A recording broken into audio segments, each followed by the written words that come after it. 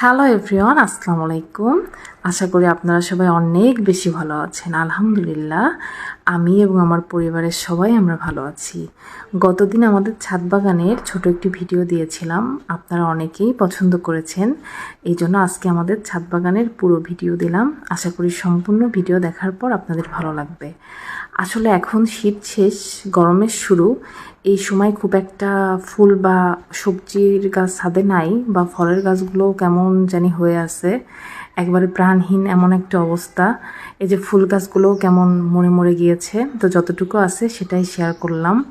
আসলে শীতকালে যে কোনো বাগান দেখতে অনেক বেশি ভালো লাগে, কারণ শীতকালে থাকে অনেক ফুলের সমারোহ, এবং সবজির কথা তো না বললেই না, অনেক বেশি সবজি পাওয়া যায় এবং বাগানে অনেক সবজি হয়।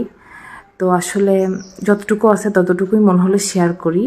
এই যে গরমকাল, যেহেতু উস্তে তো খেতেই হবে, এই যে উচ্ছে ধরে আছে গাছে, আমরা অলরেডি একদিন খেয়েছি, আরও বেশ অনেকগুলাই হয়েছে, তো সেটাই আপনাদের সাথে শেয়ার করতেছি। আর এই যে এখানে পুঁই শাকের চারা লাগানো হয়েছে, এখন তো পুঁই শাক, উচ্ছে, সজিনা, মোটামুটি পটল, তারপরে ভেন্ডি, এই টাইপের সবজি বেশি পাওয়া যাবে। আসলে শীতকালে অনেক বেশি সবজির সমারোহ, আর গরমকালে তো সবজি খুব একটা খেতেও ভালো লাগে না, আর খুব একটা বেশি পাওয়াও যায় না, একই রকম সবজি ঘুরে ফিরে খাওয়া লাগে।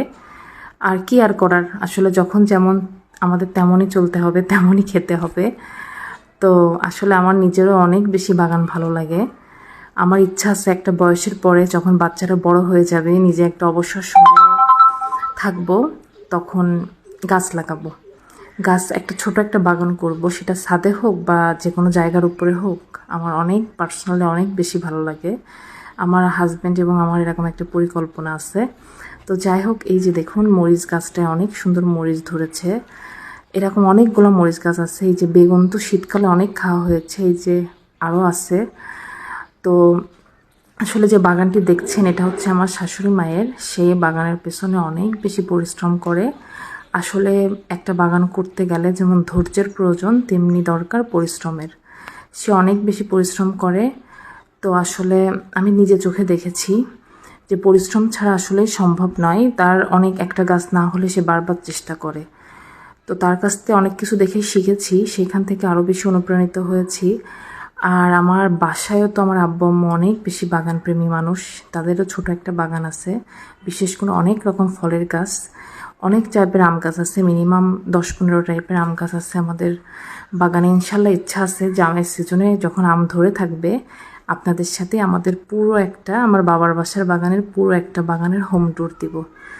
আশা করি আপনাদের বাগানটি দেখে অনেক ভালো লাগবে। আর এই যে এখানে যে খেজুর গাছটি দেখছেন, এটা কিন্তু সৌদি আরবের খেজুরের বিচি থেকে তৈরি চারা। এটা আমার শাশুড়ি নিজের হাতে লাগিয়েছিল বিচি, সেইখান থেকে এত বড় গাছ হয়েছে। আসলে বললাম না যে আপনার বাগান করতে হলে ধৈর্যের অনেক দরকার। ধৈর্য এবং শখ দুইটাই থাকা লাগবে, তাছাড়া সম্ভব না।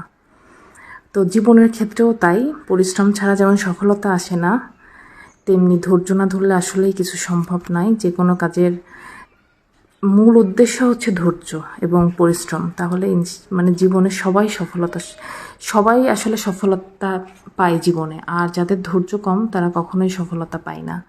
তো যাই হোক, আপনারা সবাই অনেক বেশি ভালো থাকবেন। ভিডিওটি কেমন লেগেছে জানাবেন। আল্লাহ হাফেজ।